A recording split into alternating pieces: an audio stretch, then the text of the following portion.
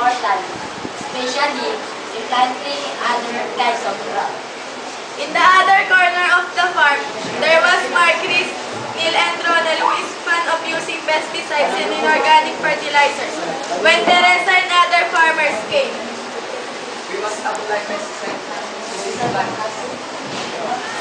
Hey, what are you doing?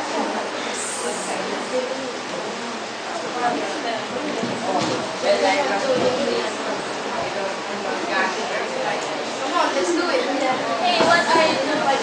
Don't you know that pesticides and inorganic fertilizers are worthless? Because we can make our work more difficult.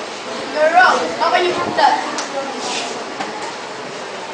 You may use other ways to improve our harvest because pesticides bring toxic to our surroundings. Stop quarreling. We must have made a meeting later on, but now continue working. And stop that kind of mess in my car. Then, they continued their work. Mark and Ramon is watering the plants. Grant Troy and Mark Joseph is plowing and harvesting the other corner of the farm.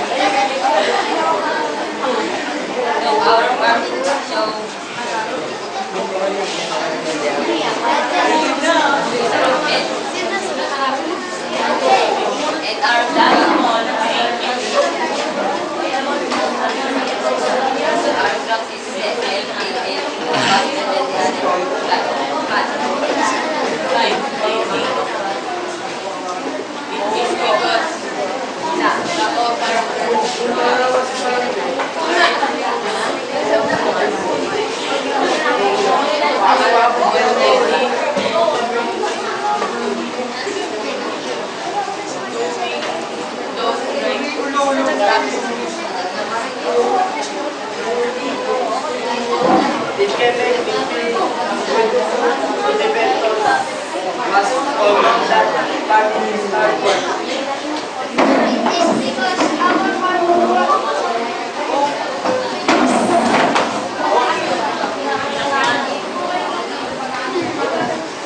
I was so glad that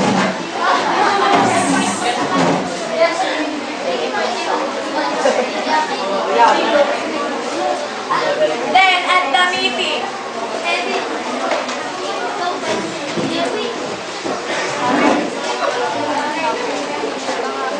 I'm so glad to all of you because you work perfectly for that. I